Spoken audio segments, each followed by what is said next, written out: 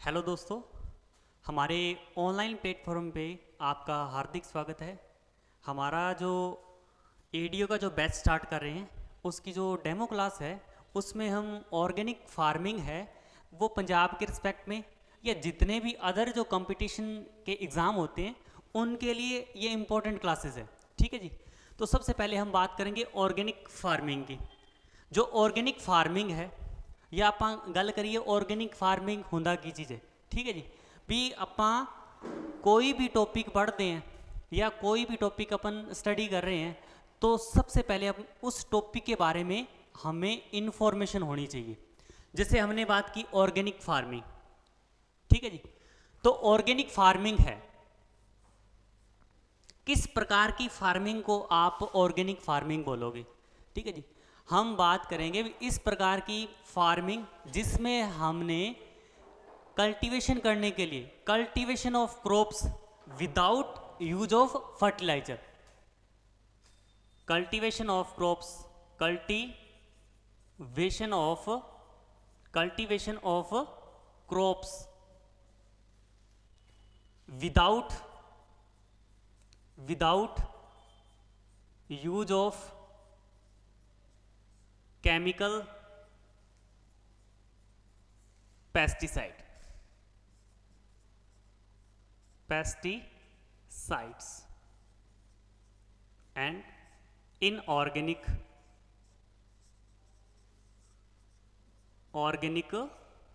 fertilizer।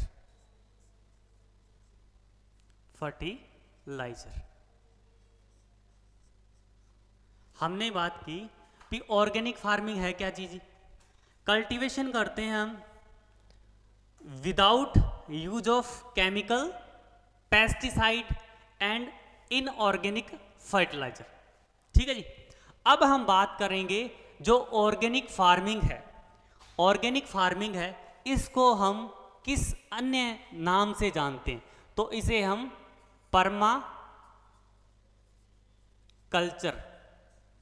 Permaculture भी बोलते हैं। क्या बोलते हैं? पर्माकल्चर।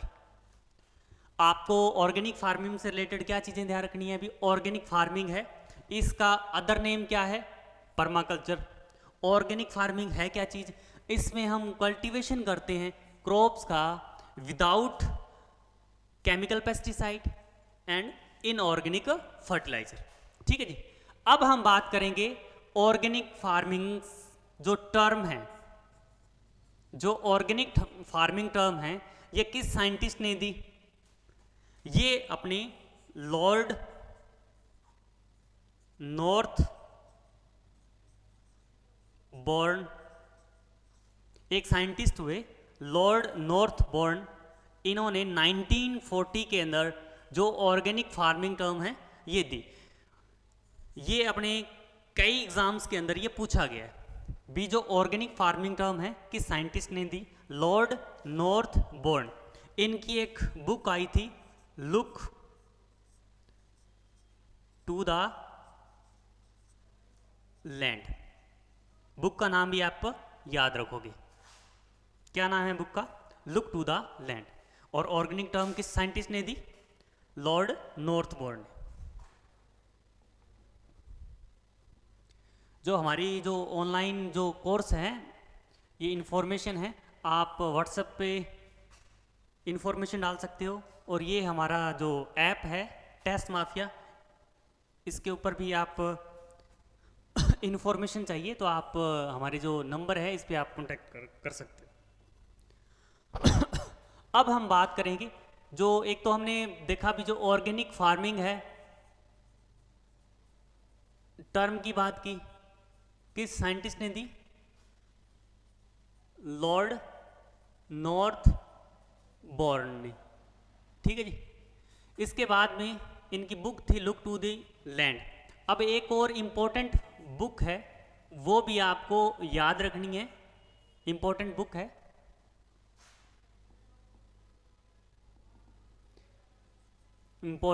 बुक है साइलेंट स्प्रिंग।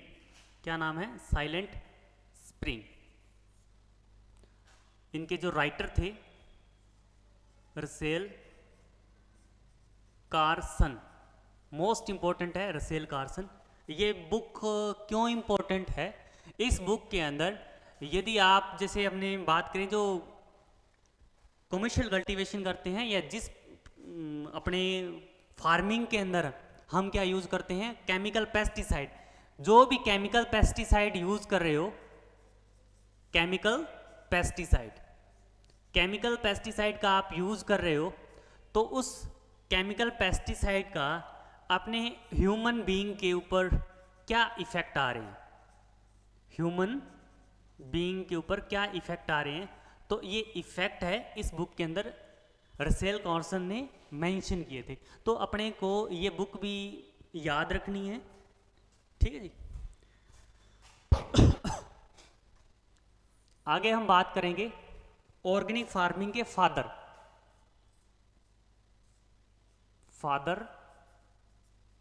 ऑर्गेनिक फार्मिंग के फादर कौन है? Sir Albert Harvard. Sir Albert Harvard ਜਿਹੜੇ ऑर्गेनिक फार्मिंग के फादर कौन है? Sir Albert Harvard. तो इन्हों का नाम भी याद रखना है, या इनका नाम भी हमें याद रखना है, सर अल्बर्ट हवार्ड।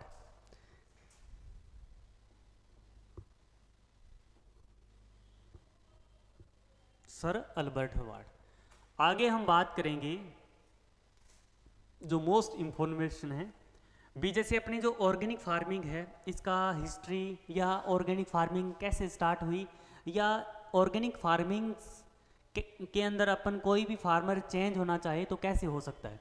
जैसे हम बात करेंगे, जैसे इंडिया के अंदर जब ग्रीन रिवोल्यूशंस आई, या उससे पहले जैसे हम ट्रेडिशनली जो खेती करते थे वो ऑर्गेनिक फार्मिंग करते थे, तो धीरे धीरे क्या हुआ, इंडिया की जो पॉपुलेशन है वो इंक्रीज हुई, तो पॉपुलेशन को फूड प्रोवाइड करवाने के लिए अपने जैसे पॉपुलेशन को फूड प्रोवाइड करवाने के लिए ग्रीन रिवोल्यूशन आई। तो ग्रीन रिवोल्यूशन में किसके ऊपर फोकस किया गया? ग्रीन जो रिवोल्यूशन आई, तो ग्रीन रिवोल्यूशन के अंदर किसके ऊपर फोकस किया गया? एक तो हमने केमिकल पेस्टिसाइड यूज किए, केमिकल पेस्टिसाइड यूज किया, अपने फर्टिलाइजर यूज किए, और हाई यील्डिंग वैरायटीज यूज की गई। यही अपने ग्रीन रिवोल्यूशन का हुआ। तो इसके क्या हुआ, अपना फ्रूट ग्रेन प्रोडक्शन बढ़ा, बट इसके साथ साथ में क्या हुआ, जो अपना प्रोडक्ट था उस प्रोडक्ट की जो क्वालिटी है वो क्या हो गई, कम हो गई। तो अभी प्रेजेंट टाइम पे जो अपनी जितनी भी गवर्नमेंट्स हैं वो क्या कर रही है, ऑर्गेनिक फार्मिंग को प्रमोट कर रही है, ठीक है जी। तो हम ऑर्गेनिक फार्मिंग कैसे कर सकते हैं, या कोई भी फार्मर है वो ऑर्गेनिक फार्मिंग कैसे कर सकता है, तो उसके बारे में हम देखेंगे। जैसे हम कॉमर्शियल फार्मिंग कर रहे हैं, कॉमर्शियल फार्मिंग क्या कर रहे हैं, कॉमर्शियल फार्मिंग से कोई भी फार्मर ऑर्गेनिक फार्मिंग के अंदर, कोई भी फार्मर कॉमर्शियल फार्मिंग कर रहा है, कॉमर्शियल फार्मिंग से ऑर्गेनिक फार्मिंग की तरफ या ऑर्गेनिक फार्मिंग में कन्वर्ट हो रहा है, तो कैसे हो सकता है, तो कितना टाइम चाहिए। तो आपको ये भी ध्यान रखना है कि कॉमर्शियल फार्मिंग से ऑर्गेनिक फार्मिंग में कोई भी फार्मर कन्वर्ट हो रहा है तो उसको 3 ईयर का टाइम चाहिए भी। आप उन 3 ईयर्स के अंदर किसी भी प्रकार का केमिकल पेस्टिसाइड का यूज नहीं करोगे। क्या यूज नहीं करोगे? केमिकल पेस्टिसाइड, ठीक है जी। भी हम पहले कमर्शियल फार्मिंग कर रहे थे, तो कमर्शियल फार्मिंग के अंदर हम क्या कर रहे थे भी, केमिकल पेस्टिसाइड या जो इनऑर्गेनिक फर्टिलाइजर्स हैं उनका आप ज़्यादा एप्लीकेशन कर रहे थे। उसके बाद आप ऑर्गेनिक फार्मिंग में कन्वर्ट हो रहे हो, या कोई भी फार्मर ऑर्गेनिक फार्मिंग स्टार्ट करना चाह रहा है, तो उसको कितना टाइम पीरियड चाहिए? 3 ईयर का। ठीक है। उन 3 ईयर के अंदर वो किसी भी प्रकार का केमिकल पेस्टिसाइड का यूज नहीं करेगा, ठीक है जी। और इस पीरियड को हम क्या बोलते हैं? Transitional period. क्या बोलते हैं? Transitional period. क्या बोलते हैं? ट्रांजिशनल पीरियड, ठीक है जी।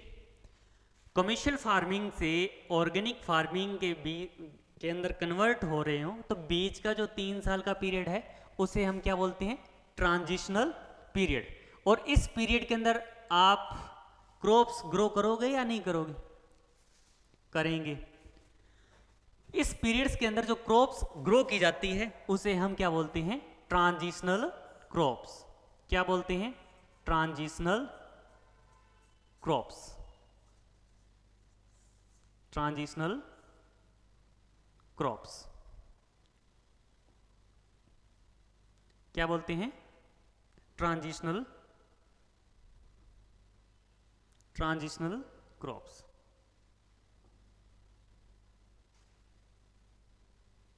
ट्रांजिशनल क्रॉप्स बच्चों क्या बोलते हैं? भी अपन अपने कॉमर्शियल फार्मिंग से ऑर्गेनिक फार्मिंग के अंदर हम कन्वर्ट हो रहे हैं तो बीच का जो ट्रांजिशनल पीरियड्स है उसके अंदर जो अपन क्रॉप्स ग्रो कर रहे हैं उसे हम बोलते हैं ट्रांजिशनल क्रॉप्स। तो ये भी एग्जाम में पूछी जा सकती है। या अपन जैसे कमर्शियल फार्मिंग से ऑर्गेनिक फार्मिंग के अंदर कन्वर्ट हो रहे हैं तो बीच के जो पीरियड है उस पीरियड्स के अंदर आप क्रॉप ग्रो कर रहे हो उसको हम क्या बोलते हैं? Transitional crops. आगे हम बात करेंगे कोई भी फार्मर ऑर्गेनिक फार्मिंग के अंदर कन्वर्ट होना चाहे तो कैसे हो सकता है या क्या प्रोसेस रहेगी, तो उसके बारे में भी हमने देखा।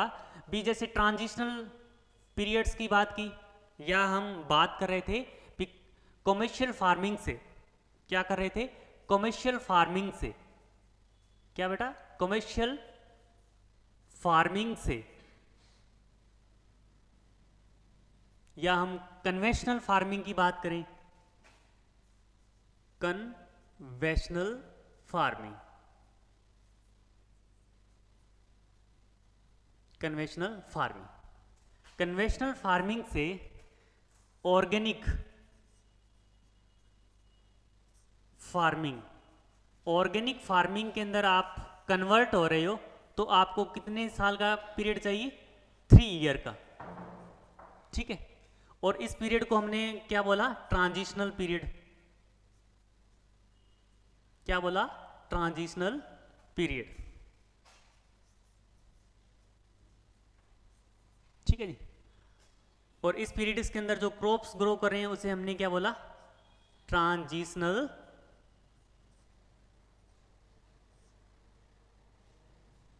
क्रॉप्स। ये बेटा एग्जाम के अंदर पूछा गया है भी ट्रांजिशनल क्रॉप्स कौन सी होती है। भी जो कमर्शियल फार्मिंग से ऑर्गेनिक फार्मिंग के जो 3 ईयर का जो पीरियड है इस पीरियड्स के अंदर आप जो क्रॉप्स ग्रो कर रहे हो उसे हम क्या बोलते हैं? ट्रांजिशनल क्रॉप्स, ठीक है जी। अब हम बात करेंगे जो कमर्शियल फार्मिंग से ऑर्गेनिक फार्मिंग है, कोई भी फार्मर कन्वर्ट होना चाह रहा है तो किस प्रोसेस के थ्रू हो सकता है? तो उस प्रोसेस का नाम है पीजीएस प्रोसेस। क्या नाम है? पीजीएस प्रोसेस, या हम बोल सकते हैं इसे पार्टिसिपेटरी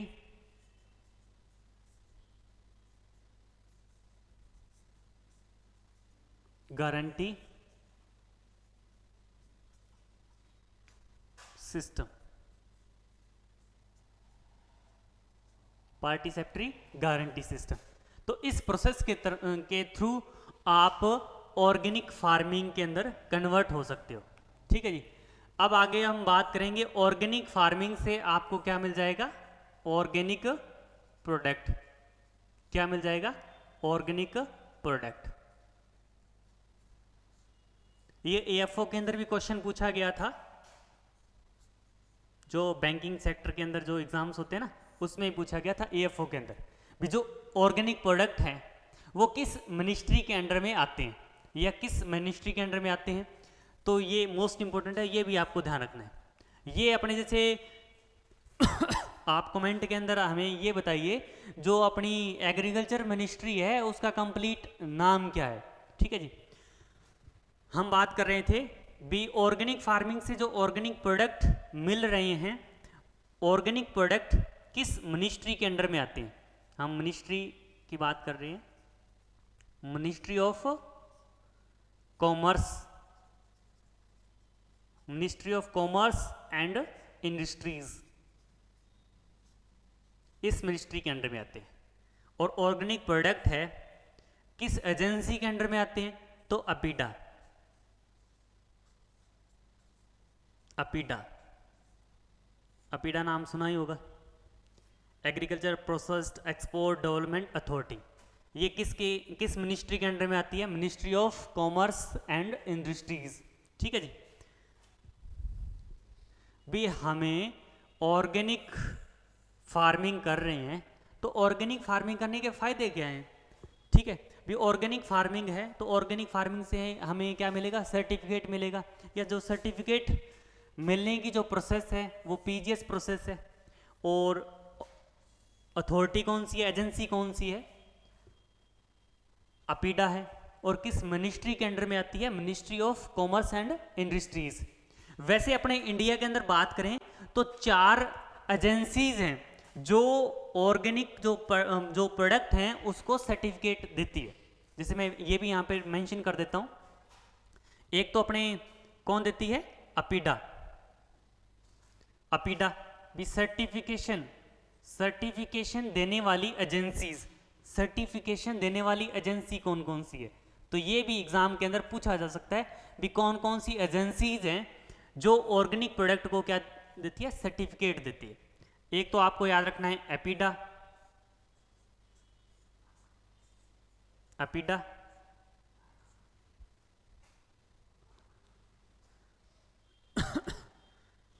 अपीडा। दूसरा कौन है, coffee board, coffee board, tea board,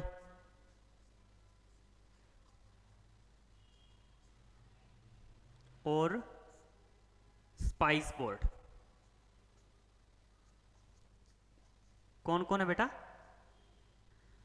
certificate देने वाली एजेंसी कौन कौन सी है, एक अपने अपीडा है, कॉफी बोर्ड है, टी बोर्ड है, स्पाइस बोर्ड है। तो ये चारों एजेंसीज हैं तो इनके नाम भी याद रखने।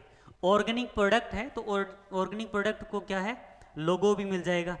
वो लोगो कौन कौन से हैं वो भी हम आगे आपको मेंशन कर रहे हैं। ऑर्गेनिक प्रोडक्ट है तो ऑर्गेनिक लोगो, ऑर्गेनिक लोगो कौन कौन से हैं जी,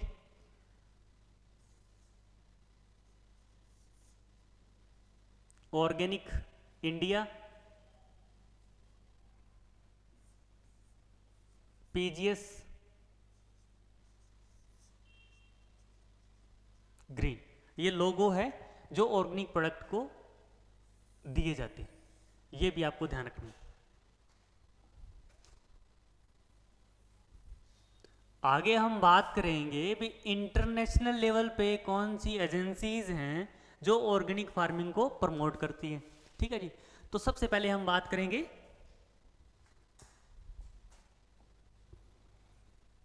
एजेंसीज की, बात करेंगे आईफॉर्म, आईफॉर्म भी अपने इंटरनेशनल लेवल पर भी कौन सी एजेंसीज हैं या कौन सा ऑर्गेनाइजेशन है जो ऑर्गेनिक फार्मिंग को प्रमोट करता है। तो हमने लिखा आईफॉर्म, तो आईफॉर्म की हमें फुल फॉर्म भी पता होनी चाहिए, international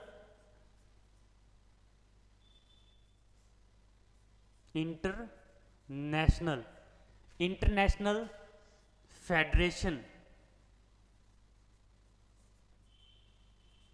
federation on organic agriculture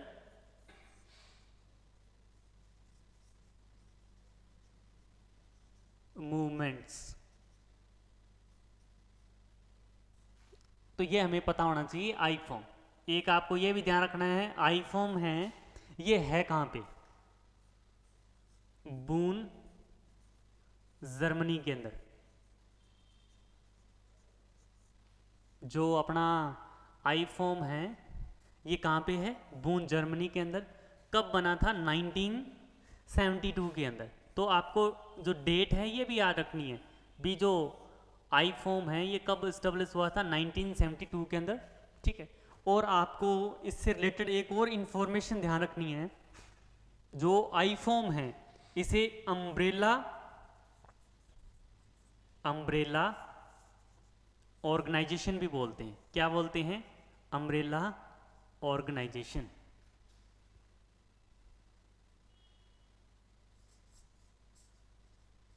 umbrella organisation, umbrella organisation. तो आपको ये भी चीज़ें ध्यान में रखनी है। उसके बाद में जो आई फॉर्म है इन्होंने ऑर्गेनिक फार्मिंग से रिलेटेड 4 प्रिंसिपल्स बनाए थे। Principles,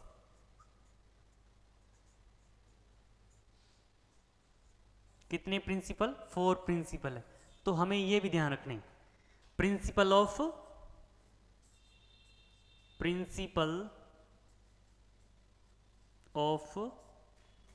care, principle of ecological balance, ecological balance,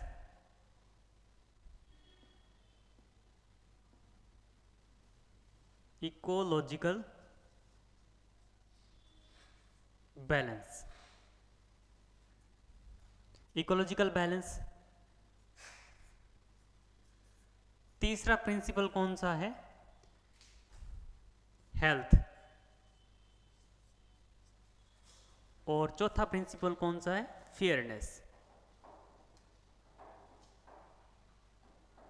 ठीक है जी, ये प्रिंसिपल्स हैं, आपको याद रखने हैं। हमने देखो आई फॉर्म के बारे में बात की, ये ऑर्गेनिक फार्मिंग का इंटरनेशनल लेवल का ऑर्गेनाइजेशन है। इसकी फुल फॉर्म क्या है, international federation on organic agriculture movements. ये है कहाँ पे, बून जर्मनी के अंदर। कब एस्टेब्लिश हुआ था, 1972 के अंदर। और इसे अम्ब्रेला ऑर्गेनाइजेशन भी बोलते हैं। और इसने 4 प्रिंसिपल्स हैं वो मेड किए थे, principle of care, principle of ecological balance, principle of health and principle of fairness.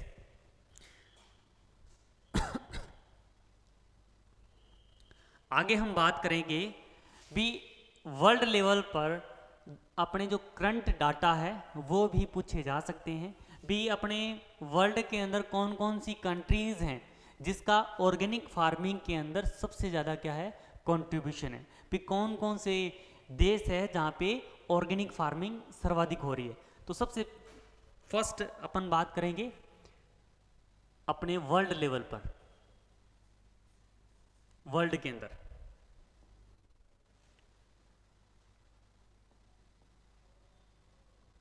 World के अंदर सबसे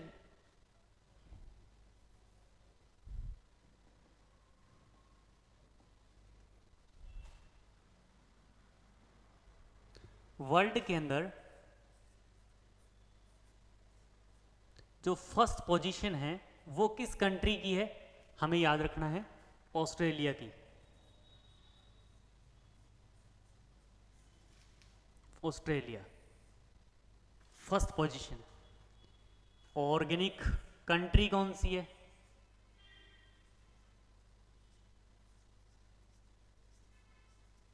जहाँ पे सर्वाधिक एरिया की बात करें तो अपना जो नियर कंट्री है भूटान। भूटान ये क्या है, ऑर्गेनिक कंट्री है। अपने इंडिया की कौन सी पोजीशन है वर्ल्ड के अंदर, तो इंडिया की जो पोजीशन है वो है 9th पोजीशन है। प्रेजेंट टाइम में ऑर्गेनिक फार्मिंग के अंदर इंडिया की 9th पोजीशन है। अब इंडिया के अंदर हम बात करें तो इंडिया के अंदर कौन कौन से हैं स्टेट हैं, सबसे ज़्यादा जो ऑर्गेनिक फार्मिंग एमपी के अंदर हो रही है, उसके बाद में राजस्थान के अंदर हो रही है, उसके बाद में महाराष्ट्र के अंदर हो रही है। तो ये भी आपको ध्यान रखना है।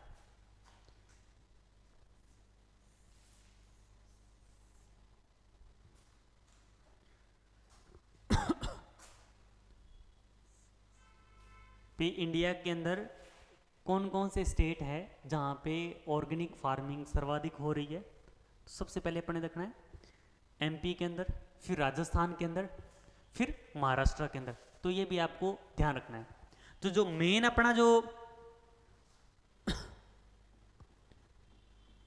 टॉपिक था ऑर्गेनिक फार्मिंग, तो इसको मैं एक बार रिपीट भी कर देता हूँ।